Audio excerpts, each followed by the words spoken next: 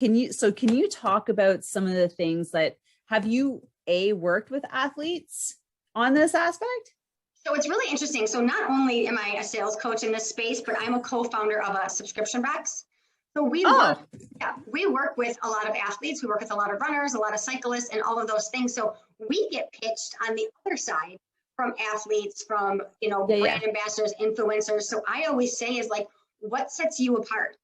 Why should I ask to partner with you? So that's definitely one way that I see it, is that you can go out and you can definitely approach these brands, but you have to know like what sets you apart.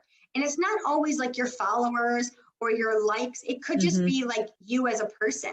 Like there's a lot of influencers that I work with on the subscription box side that don't have the largest followings, but they're like, their humanness is what draws me to them. Right. So let's just dive into that a bit more. What do you look for and what deters you? Yeah. So what do you look for and what really turns you off? Yeah. So everybody pay attention. So what really interests me is when they have a vested interest in what we're doing.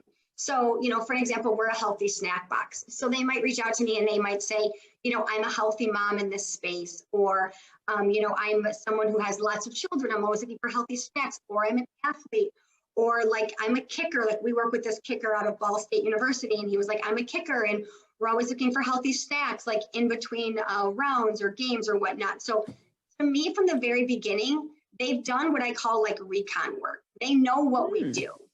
They know what sets us apart. They're not coming to me saying, hey, I'd love to partner with your brand. What do you guys pay? They've taken time to kind of look at it. So on the flip side, the brands that just you can tell are cold pitching brand after brand after brand. I mean, I can smell it a mile away. So it's like, why do you actually want to partner with us? And a lot of times I ask these athletes or these runners or these moms, like, why do you want to partner with Taste Crate? Like what intrigues you about it? And I get them to tell me. And then it's like, then I see if it's a good fit.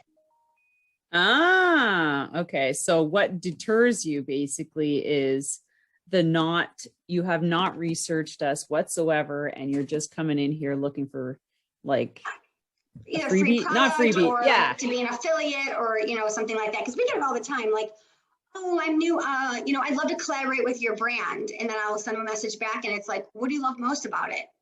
And it's like crickets. It's like, they haven't done the research. They haven't looked at it. So yeah, if there's a brand, and this is what I say too, if you're going to be an affiliate for a brand, or you're going to partner with a brand, or you're going to ask a brand to take you on as like a collaborator, make sure one, you're excited about it, because that's also sales.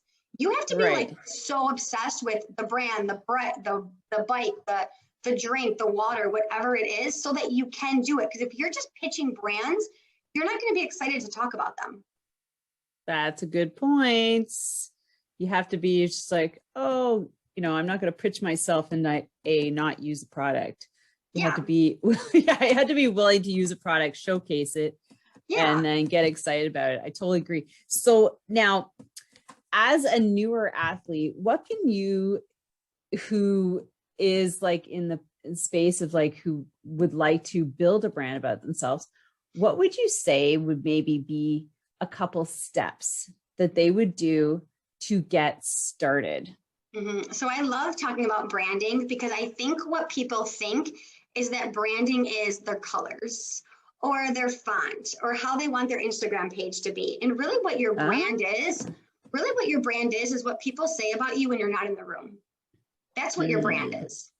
So, we all talk about Starbucks, Apple, Lululemon, Peloton, whatever it is, because that's the brand. It's not the color of the green. It's not the Apple logo. It's not the bike. It's what people are saying about the brand when the brand's not there. So if you can start to really think to yourself, what do I want my brand to stand for? What do I want people to know about me?